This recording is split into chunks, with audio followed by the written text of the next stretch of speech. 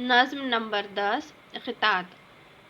आज हम ये नज़्म देखने जा रहे हैं। उर्दू कुमार भारती नवी जमात की नज़्म है, जिसमें पहली बात दी गई है, गज़ल या कसीदे में जब कोई शायराना ख्याल दो या दो से ज़्यादा शेरों में अदा किया जाता है तो ऐसे शेरों के मजमूए को खिता कहते हैं।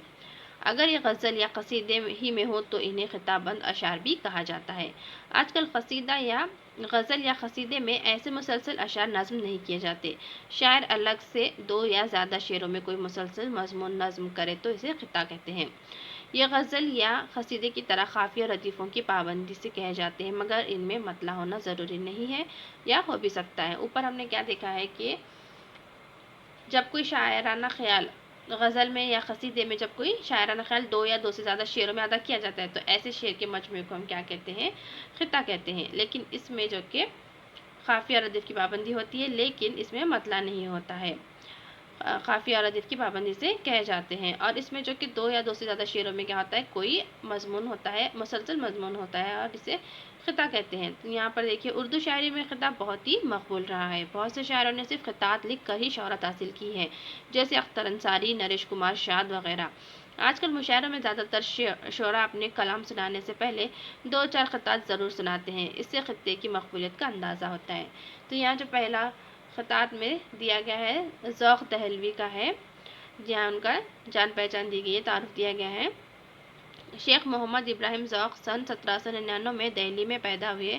इन्हें आखिरी मुग़ल ताजदार बहादुर शाह ज़फ़र के उस्ताद होने का शर्फ हासिल था। बादशाह ने इन्हें मुल्कुल शोरा और खाक़ानी हिंद के खिताबात से नवाजा था। ज़ौक़ बुनियादी तौर पर कसीदे के शायर हैं। सौदा के बाद वो उर्दू के सबसे बड़े कसीदा निगार माने जाते हैं। सन 1854 में इनका इंतकाल हुआ। आइए देखते हैं इनका खितात। तू भला है तो बुरा हो नहीं सकता ए ज़ौक़, है बुरा वो ही कि जो तुझको बुरा जानता है। अगर तू ही बुरा है तो वो सच कहता है, क्यों बुरा कहने से तू उसके बुरा मानता है। देखिए, इस खिते में क्या है कि शायर ने इंसानी फितरत को बयान किया है। इंसानी फितरत के पहलू के बारे में बताया है कि वो क्या कह रहा है। वो अपने आप से कहते हैं, यानी वो अपने आप से मुखातिब होकर कहते हैं कि ए ज़ौक़, यहाँ उनका नाम है, उनका तखल्लुस है, ए ज़ौक़, अगर तू भला है यानी नेक है तो तेरी फितरत में नेकी है तो और अच्छाई है तो क्या है, तू बुरा नहीं हो सकता।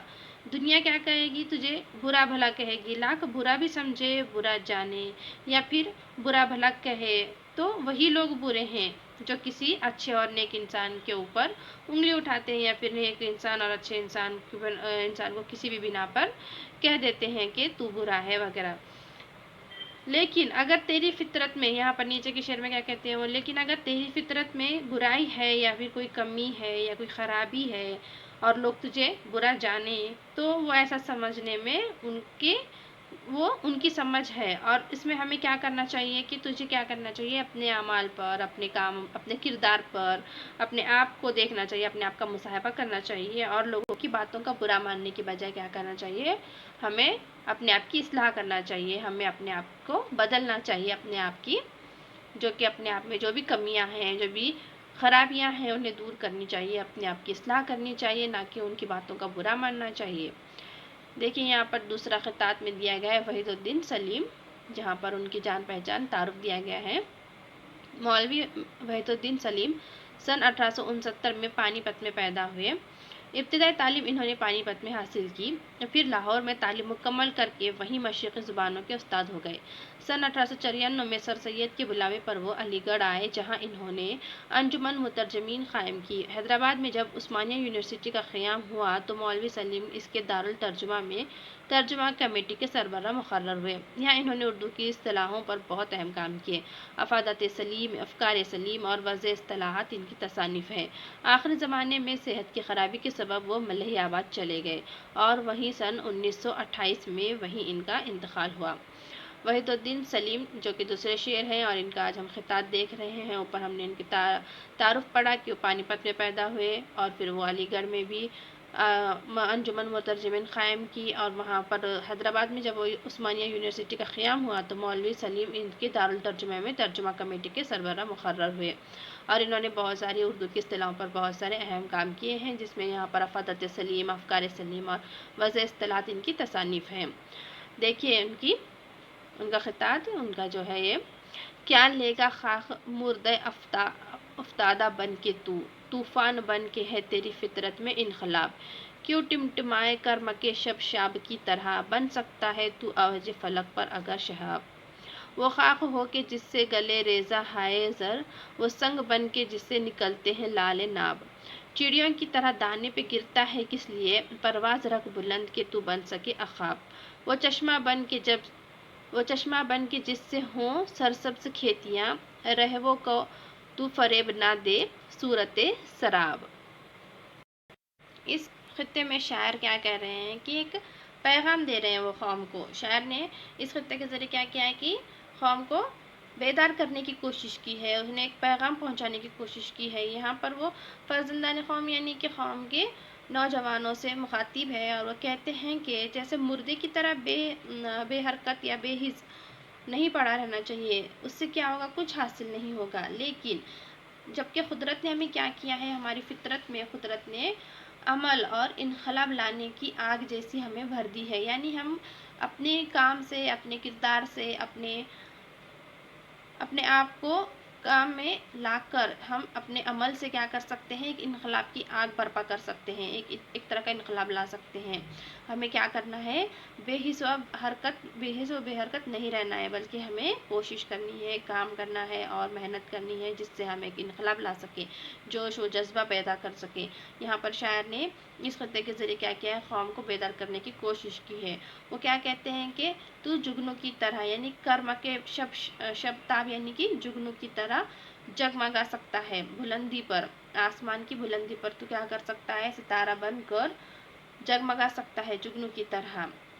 तो ऐसी खाक बन जो क्या करता है, सोने के जर्रात को भी पिघला दे। ऐसा पत्थर बन जिससे कि लाल नाब निकलते हो। और चिड़ियों की तरह ज़मीन पर क्या है, बिखरे हुए दाने, जैसे चिड़िया ज़मीन पर बिखरे हुए दाने समेटती है या चुगती है, उसकी बजाय हमें क्या करना है, अख़ब बनकर जो कि एक परिंदे की तरह परवास कर जाना है, वो भी बुलंद आसमान की बुलंद परवास कर जाना है। और साथ ही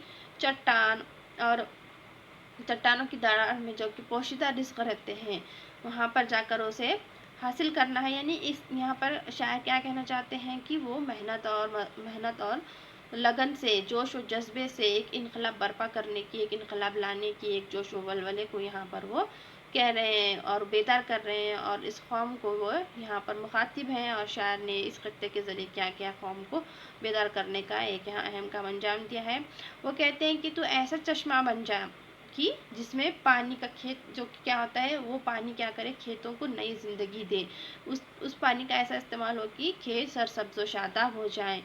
और लेकिन ऐसा चश्मा मत बन कि जो फरेब नज़र बनकर क्या हो जाए, राहगीरों को धोखा दे और धोखा देने से बच जा। लेकिन हमें एक ऐसा चश्मा, एक ऐसा बनना है कि जिससे हमारी वजह से जो कि दूसरों को फ़ायदा हासिल हो, यानी कि खेतों का ऐसा चश्मा बन जाए जिससे जो उस पानी से क्या हो, खेतों को नई ज़िंदगी मिले, खेत सरसब्ज और शादाब हो जाए। और यहाँ पर वो कौम को बेदार करने की यहाँ पर उन्होंने कोशिश की, और बेदार करने के लिए उन्होंने एक पैगाम भेजा है।